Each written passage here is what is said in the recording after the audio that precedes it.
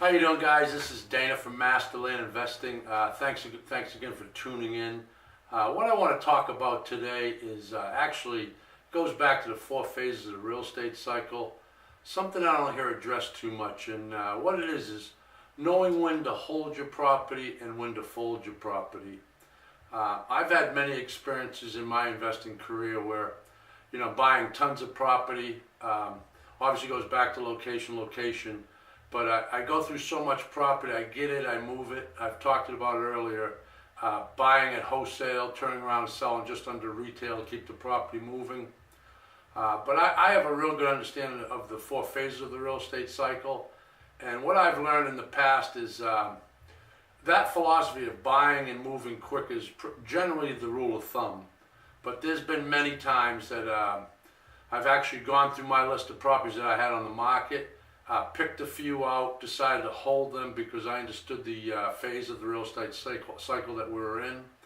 I tell a story on one of the other lessons that one particular area, I had a bunch of property. I think I sold about 280 properties in one area. And what I did was I picked a bunch out that I wanted to keep for myself and hold for a while. My feeling was they were in a great area and the market was still moving up. We're in one of the phases of the real estate cycle where I saw I was heading towards hyperinflation, which means basically that people are coming out of the woodwork, they're investing in property, the prices were rising. I had four particular properties I mentioned earlier that I bought around $15,000 a piece. I decided to hold them. I held them about a year. I turned around and sold those properties at $115,000 a piece.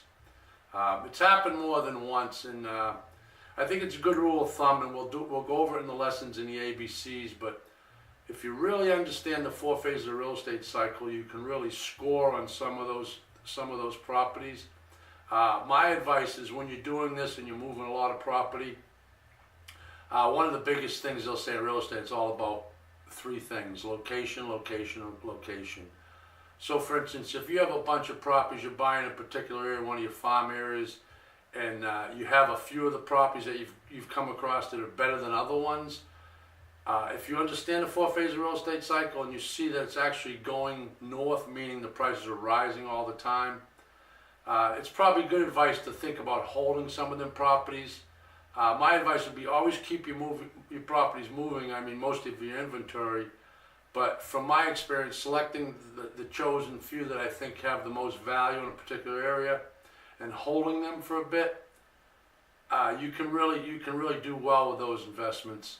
I mean, if you do that and you're watching the market, typically any of the four phases, it doesn't happen overnight. It isn't like it goes from the recovery stage right through to recession right away. That's a 15, 20-year cycle generally. So you have time, but once you understand the four phases of real estate cycle, it makes it a lot easier. If you're in a particular phase of real estate cycle and things are slow, but you found a little niche market and you're moving property just under retail, then I would advise you to go ahead and keep moving the property. As you get more educated in the business, and like I say, become a student of the business, one of the most important things is to study the four phases of real estate cycle. Keep your ears open, your eyes open, always ask questions, always check data in your area that you're in. I've referred to it before, just because California may be going through a boom, doesn't mean on the East Coast or wherever you're investing it's the same scenario. So once you really understand your farm areas, you have a good idea of where you're at in that phase of a real estate cycle. It's really key to make that decision sometimes. I had one recently that I bought, and it actually right around where I live, and I bought a few, and I wanted to keep them moving. I used my old philosophy of buying at wholesale and turn around and selling just below retail. And it was another example. I think I bought them around 5 to 7. I put them back on the market. One particular one I bought on a solicitation, I bought for 7 from a lady in the Midwest. As soon as I got it back, I put it back on the market. I think I sold it at just under 20. It wasn't a year later, I probably could have got close to 40. I was busy doing my regular business. I really wasn't paying attention to the phase of the real estate cycle we were in. So that's just another example of really being dialed in. If you really want to be professional, it's imperative that you really know where you're at in that phase of the real estate cycle. And then again, it goes back to knowing when to fold. Like I said earlier, there's certain times that you just got to keep them moving. Don't hold your property. You may have inventory and you've held it for a while, anticipating it for it to go up. A few of the ones you kept, what I refer to putting in your pocket to hold for future returns. And you see things starting to go south again over time, you've held them a little long, put them back on the market and move them. But just keep that in mind in the future.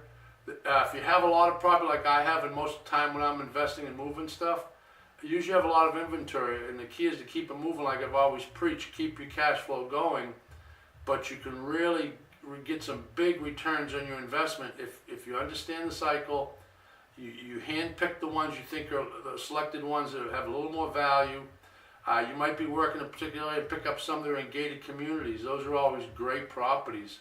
So for instance, if you have a bunch of scattered properties around an area that you work in, a farm area, and you have a select few that might be in a gated community, you understand the area, you know the Valley gated community, you don't have big carrying costs, for instance, you're not having to pay big HOA fees while you hold the property. My advice would be, if the market's in the right place, to hold on to those properties a little bit. If there's a big demand and the supply is limited, and you check Zillow, check some of the sources online, talk to the real estate agents that you've put on your team or built them into your team, speak with them, see what their feeling is about it, and make that decision, because it's real beneficial if you do it right. And it goes back to the same thing as far as folding. Typically my advice would be to keep the properties moving, always watch the market, always have your eye on a select few that you come across that you know you're going to put back out. But don't hesitate when you feel it's a good property. Maybe you can squeeze a little more out of it. I do preach not to get greedy, and I'm not trying to say that, but it's all about timing in this business. And as you get into the business and become a real student of the business, you'll see these prices go up and down. I mean, I've worked areas where, for instance, General Development, which was Deltona after, they came out of the gate in the late 70s, early 80s, sold property at $4,300. I've worked particular areas that I went back in and bought those same vacant lots in the 2000s, year 2000 and up, bought them for in the teens, sold them in the 20s.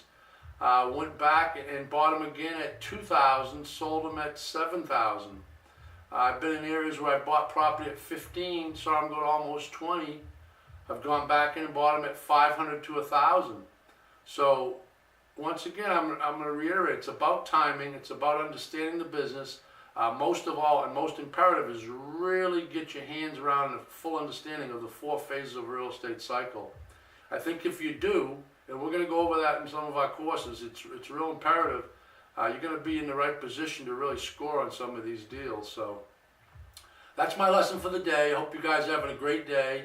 We'll talk to you soon. Once again, don't get greedy, be generous, go out and inspire someone today. Thank you guys for tuning in. You've heard me say it before. If you like the video or audio, always hit the like button. If you feel it's worth sharing, we'd love you to have you share the video or audio. And also, if you're not a subscriber, please do so if you're interested. We're going to continue to provide great content. So once again, thank you guys. Good to see you, and I'll talk to you soon. Bye-bye.